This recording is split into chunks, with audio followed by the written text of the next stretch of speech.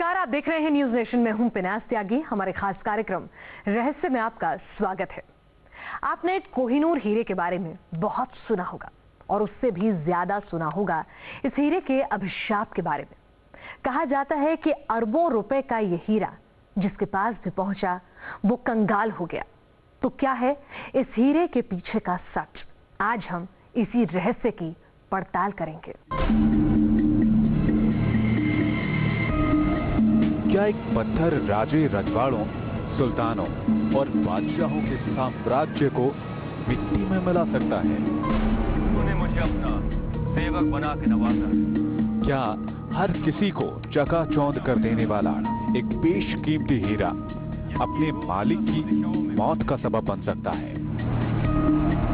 क्या एक हीरा आधी दुनिया जीत चुके किसी मुल्क के साम्राज्य को समेटकर आधा कर सकता है? अगर नहीं, तो दुनिया के सबसे बेशकीमती हीरे कोहिनूर के पीछे अभिशाप की कहानी किसने लिखी? जो हीरा सदियों से अभिशाप में लिपटा हो, उसे पाना हर किसी के लिए सबसे खूबसूरत सपना क्यों है? आखिर कोहिनूर के पीछे धोखा, तबाही और खून खराबे का इतिहास क्यों सफर करता है? आखिर 163 सालों से हीरे के मालिक इंग्लैंड के राजशाही परिवार को हीरा जड़े मुकुट से ऐतराज क्यों है? आखिर आज की तारीख में टावर ऑफ लंदन के म्यूजियम में रखे कोहिनूर हीरे की हकीकत क्या है? हमने इस राज की पड़ताल शुरू की देश की राजधानी दिल्ली से, जहां से कोहिनूर हीरा 2 बार गुजरा है। इस वक्त हम लाल किला के बाहर मौजूद हैं और आपको यहीं से लेकर चलेंगे कोहिनूर हीरे के सफर पर। एक ऐसा हीरा जो ना कभी बिका ना कभी खरीदा गया, ये सिर्फ या तो लूटा गया या फिर इनाम में हासिल किया गया। लेकिन ये कोहिनूर हीरा जहां जहां से भी होकर गुजरा, वो बादशाही, वो मुल्क तबाह हो गया। आज हम यही पड़ताल करेंगे कि आखिर कैसे एक बेशकीमती हीरा अभिशप्त हो गया।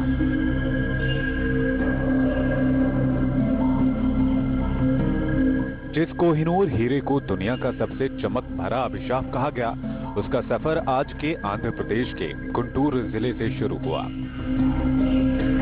कहा जाता है कि कभी गुंटूर के गोलकुंडा में हीरे की खदानों में काम करते वक्त मजदूरों को एक बेशकीमती पत्थर हाथ लगा और उस पत्थर की चमक से गोलकुंडा का पूरा किला चमक उठा। लेकिन कोई नहीं जानता था कि दरियाई नूर और नूर उन ऐन जैसे विश्व प्रसिद्ध हीरे देने वाले गोलकुंडा के खदान ने एक ऐसा हीरा उगला है जो अभिशप्त बनने वाला है। गोलकुंडा के खदान से हीरा कब बाहर निकला, ये कोई नहीं जानता, लेकिन माना जाता है कि साल 1100 में गोलकुंडा के खदान से कोहिनूर हीरा निकला होगा और उस वक्त उसका आकार मुर्गी के एक छोटे अंडे के बराबर था। कहते हैं कि कोहिनूर हीरा आंध्र प्रदेश राज्य के गुंटूर में स्थित गोलकुंडा की खदानों से निकला था, जिन खदानों से दरियाई नूर और नूर उन ऐन जैसे विश्व प्रसिद्ध हीरे भी निकले हैं। लेकिन ये हीरा खदान से कब बाहर निकला, इस बारे में पुख्ता जानकारी इतिहास से भी नहीं मिलती।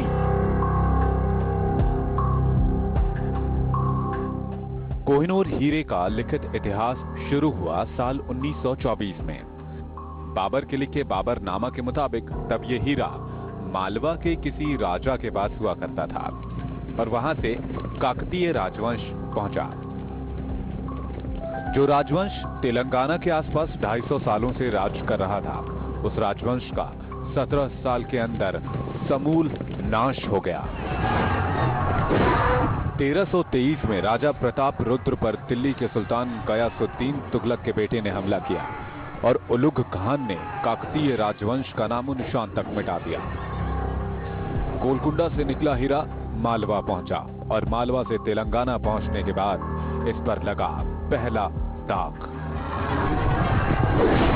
काकतीय साम्राज्य के पतन के बाद यह हीरा 1325 से 1351 ईस्वी तक मोहम्मद बिन तुगलक के पास रहा और 16वीं शताब्दी के मध्य तक यह तुर्क सुल्तानों के पास रहा और सभी का अंत इतना बुरा हुआ जिसकी कल्पना भी नहीं की जा सकती थी।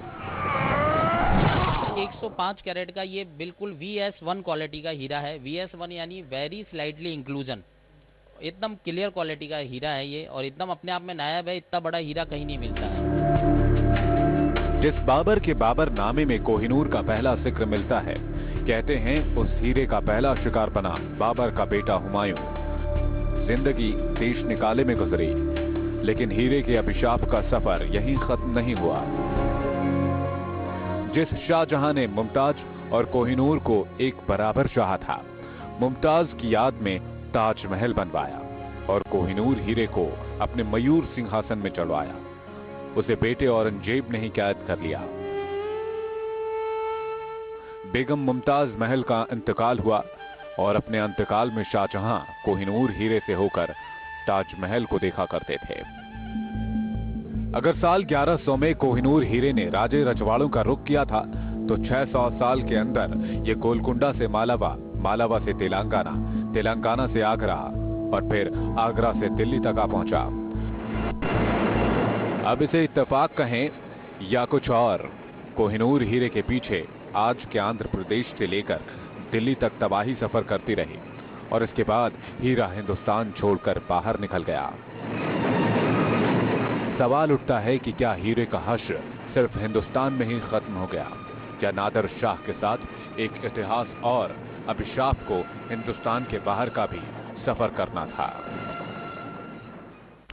कोहिनूर हीरे के भारत से बाहर जाने की कहानी भी बेहद दिलचस्प है। इतिहास कहता है कि अगर दिल्ली के लाल किले में पगड़ी की अदला बदली की रस्म ना निभाई गई होती, तो दुनिया का ये बेशकीमती कोहिनूर हीरा आज भी हिंदुस्तान में ही मौजूद होता। कभी ईरान के खुरासान में लुटेरों का सरदार रहा और फिर विद्रोहियों का नायक बनने के बाद पर्सिया की गद्दी पर आ बैठा था नादिर शाह। उसी नादिर शाह ने जब 1739 में दिल्ली का रुख किया, तो लाल किले का मयूर सिंहासन भी कांप उठा। दिल्ली में कोहिनूर हीरा जड़े मयूर सिंहासन पर रंगीला बादशाह मोहम्मद शाह बैठा करता था, लेकिन माली हालत ऐसी कि सेना को महीनों से वेतन तक नहीं मिला था। साल था 1739, जब कोहिनूर हीरा इसी लाल किले के अंदर बनी संगमरमर की एक चौकी पर रखे मयूर सिंहासन पर जड़ा हुआ था। लेकिन जब मोहम्मद शाह पर नादिर शाह का आक्रमण हुआ, तो इस हीरे के भारत के बाहर के सफर की शुरुआत हुई। नादिर शाह ने मयूर सिंहासन लूटा और उसे पर्शिया ले गया। नादिर शाह ने ही इस हीरे को कोहिनूर नाम दिया था, लेकिन ये कोहिनूर हीरा ही उसकी बर्बादी की वजह बना। कहते हैं कि नादिर शाह की लुटेरों की फौज करनाल होते हुए दिल्ली में दाखिल हुई और करनाल से लेकर दिल्ली तक को लाशों से पाट दिया। बेइंतहा कत्लेआम किए गए। आखिर हारे हुए बादशाह ने अपनी सारी दौलत नादिर शाह के सामने फेंक दी और नादिर शाह उस दौलत के साथ साथ वो मयूर सिंहासन भी लूट ले गया, जिसमें कोहिनूर हीरा जड़ा था। ये बात जरूर कही गई है कि ये अभिशप्त है, क्योंकि यह जिन जिन लोगों के पास रहा उनके ऊपर यह एक प्रकार की विपदा ही लाया। जैसे ये ऐसे तो ये एक देवी के आंख के रूप में लगा हुआ था, परंतु कालांतर में काफूर, मलिक काफूर और अलाउद्दीन खिलजी इसको दक्षिण भारत से जब ले आए दिल्ली, तो वहाँ पर यह उनके वंश का अंत हुआ। उसके बाद जो लोग भी इसके साथ जुड़े रहे, वो काल के साथ साथ वो काल कवलित होते गए।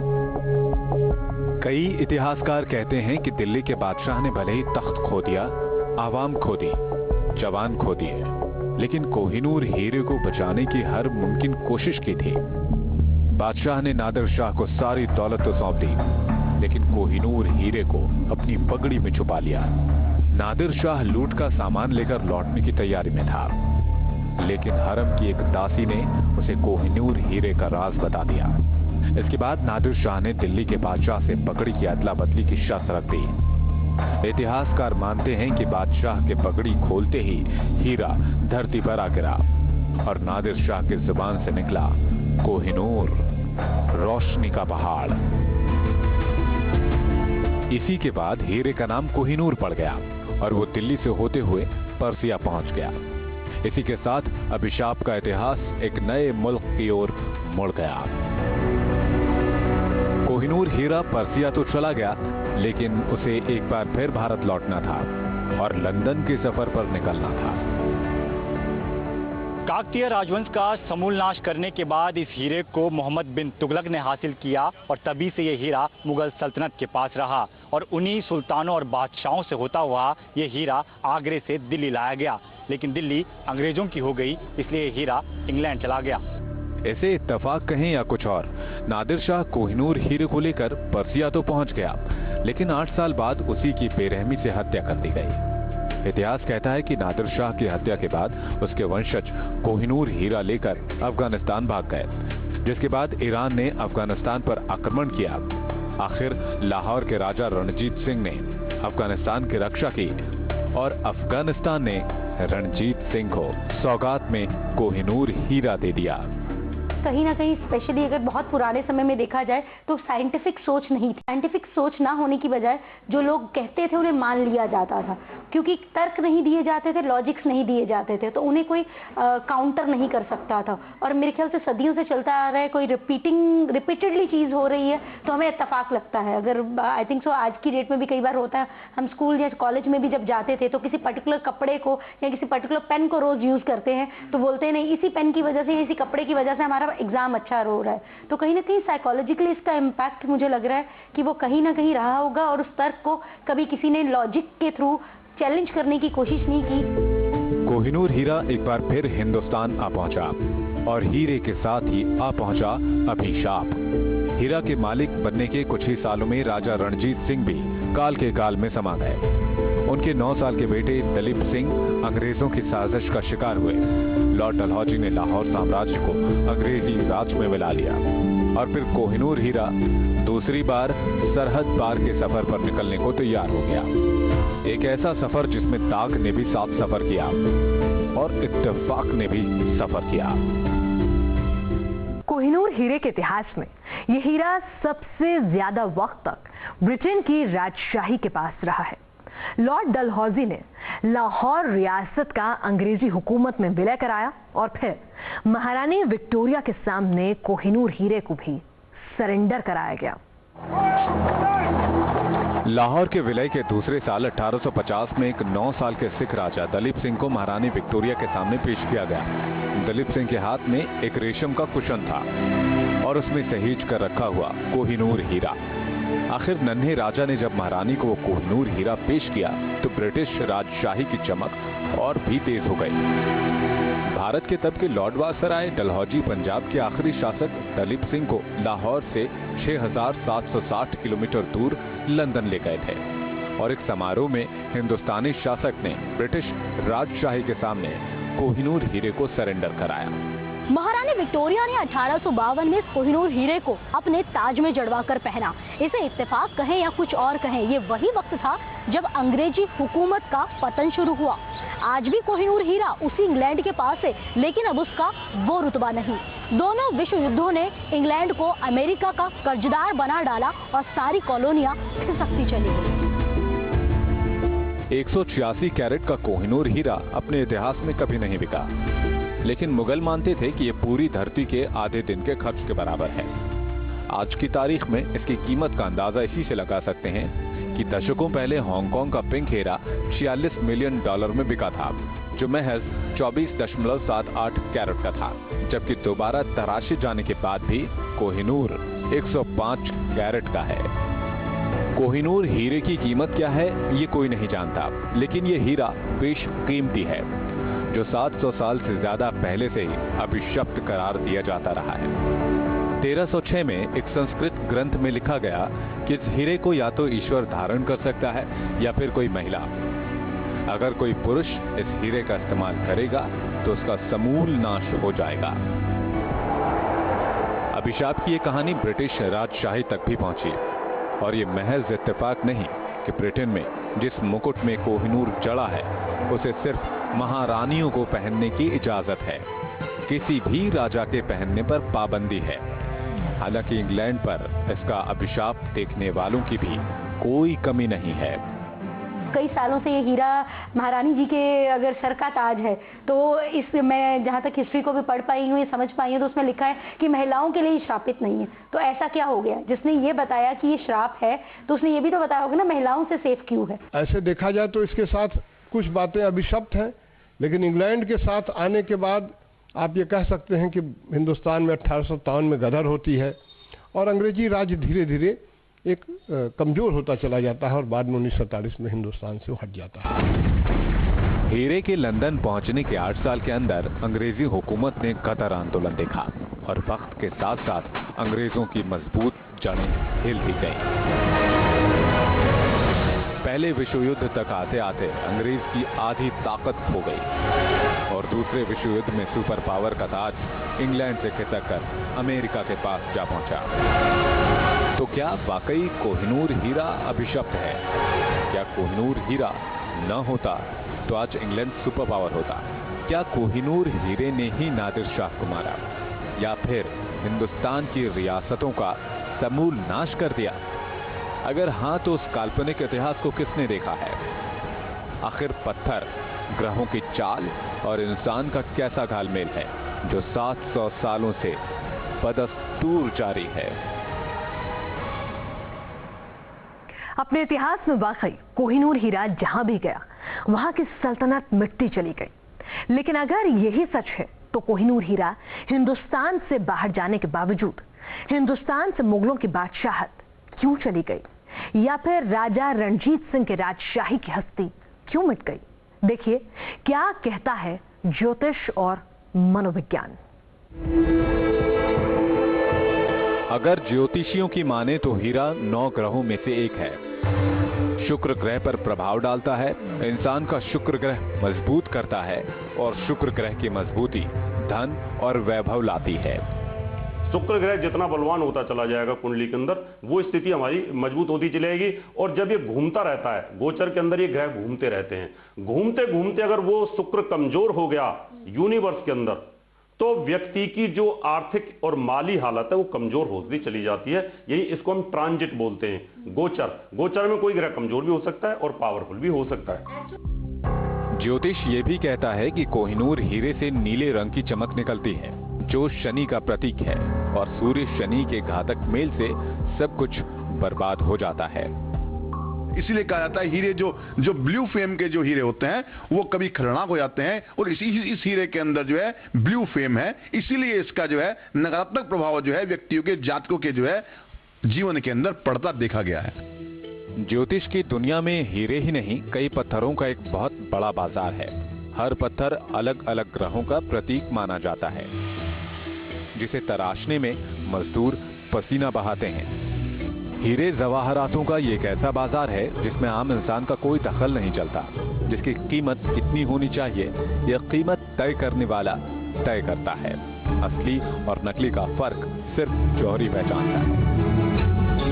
इस दुनिया में पत्थरों से हस्ती मिट जाने की कहानी मिलती है, तकदीर संवर जाने की कहानी मिलती है। ये एक ऐसी दुनिया है जिसमें भविष्य का फैसला होता है और भविष्य के इस खेल का विज्ञान में कोई जगह नहीं। सारा खेल मनोविज्ञान का होता है। मेरे ख्याल से परमात्मा ने सबको एक जैसा दिमाग दिया है, जहां मैं मानती हूँ उस दिमाग को शार्पनिंग करना आपके हाथ में है। कोई मैनिपुलेशन करना सीख जाता है। अगर आपका IQ कम है, बुक्स पढ़िए, नॉलेज लीजिए तो IQ भी बढ़ जाएगा। EQ कम है, उस पर भी अगर हम काम करें तो EQ भी बढ़ जाएगा। तो दुनिया में बहुत सारी चीजें हम कुछ इनहेरेंट एबिलिटीज होती हैं, कुछ लर्नड एबिलिटीज होती हैं, जो वक्त के साथ हम कंडीशनिंग या लर्निंग कहते हैं। अगर वो करें तो चीजों में और व्यवहार में चेंजेस आते हैं और सोच में बदलाव आता है। बट वो सब कुछ कहीं ना कहीं परमात्मा ने दिमाग दिया है, उसको कितना और कब यूज करना है वो हमारे हाथ में। हम सब सिलेक्टिव होते हैं, जहां यूज करना चाहते हैं वहां करते हैं और जहां नहीं यूज करना चाहते वहां नहीं करते हैं। तो क्या वाकई गोलकुंडा से निकला कोहिनूर हीरा मालाबा, तेलंगाना, दिल्ली, पर्सिया, अफगानिस्तान, लाहौर में तबाही मचाता हुआ इंग्लैंड तक पहुंचा, या फिर ये महज इत्तेफाक है? इतिहास कहता है कि लाहौर के जिस 9 साल के राजा दलीप सिंह ने महारानी विक्टोरिया को अनमोल तोहफा सौंपा, उनकी 1893 में पेरिस में मौत हो गई और मौत के वक्त राजा दलीप सिंह फक्कड़ हो चुके थे, पाई पाई के मोहताज थे। सवाल उठता है कि अगर वाकई कोहिनूर हीरा ही सिख साम्राज्य का अभिशाप बना तो हीरे से दूर होने के बाद एक राजा रंक क्यों बन गया? सवाल ये भी है कि अगर इंग्लैंड में कोहिनूर हीरे को महारानियों ने ही पहना तो भी उसका साम्राज्य क्यों सिमट गया? अगर वाकई कोहिनूर हीरे ने तबाही मचाई तो हिंदुस्तान और पाकिस्तान इस हीरे पर दावा क्यों करते हैं? कोई नहीं जानता कि कोहिनूर हीरा अभिशाप के साथ कई मुल्कों का सफर करता रहा या इतिहास के साथ सफर करता रहा, लेकिन इतिहास के पन्नों में एक हकीकत जरूर दर्ज है कि कोहिनूर हीरा हिंदुस्तान की धरती से निकला, जो कभी हिंदुस्तान का अनमोल खजाना था, जो आज इंग्लैंड की महारानी के ताज का हिस्सा है। तो कोहिनूर हीरे का 900 साल का इतिहास लुभाता भी है, डराता भी है, लेकिन कोई नहीं जानता कि इसकी वजह हीरा ही है या फिर कुछ और। तो आज के रहस्य के इस शो में बस इतना ही। देश और दुनिया की हर खबर के लिए देखते रहिए न्यूज़ नेशन।